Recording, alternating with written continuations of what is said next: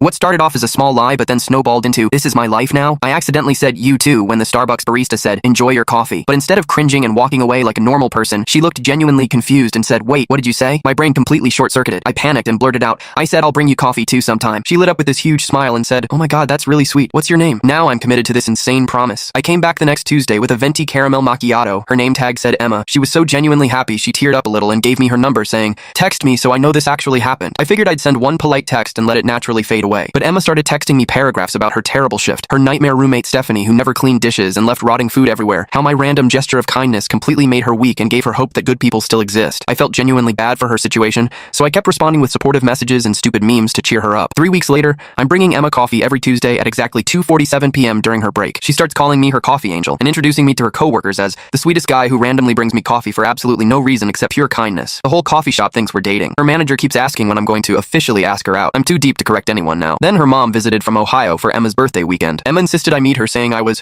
the thoughtful one who brightens her Tuesdays when everything else in life feels overwhelming. Her mom grabbed me in this bone-crushing hug and whispered, "You're exactly what Emma needs right now, sweetheart. She talks about you constantly." That's when I learned Emma had been struggling with severe anxiety and panic attacks for 2 years. Our Tuesday coffee ritual was literally the only consistent positive thing in her week that she could count on. She'd started scheduling her therapy appointments around our meetups because they gave her something concrete to look forward to during her darkest moments. By month 3, I'm invited to her 23rd birthday party at some trendy rooftop bar. All her friends are calling me Coffee Guy and telling me detailed stories about how much happier Emma's been since I started dating her. I didn't have the heart to correct them when they're all so genuinely grateful. Her best friend Sarah pulled me aside and whispered, "I don't know what magic you worked, but Emma's been like a completely different person. She actually laughs at our jokes now instead of just forcing smiles." The breaking point came when Emma finally got promoted to shift supervisor after months of anxiety about applying for the position. She wanted to celebrate at some fancy Italian restaurant downtown that she'd been saving up for. "I honestly couldn't have done this without our Tuesday tradition," she said, tears streaming down her face. "You've been my anchor when everything felt completely impossible. You showed me that I deserve good things happening to me randomly. I don't know how to properly thank you for saving my life." I realized I wasn't just bringing coffee anymore. I was accidentally someone's primary emotional support system and the foundation of their mental health recovery. Emma's therapist had apparently told her that having consistent positive social interactions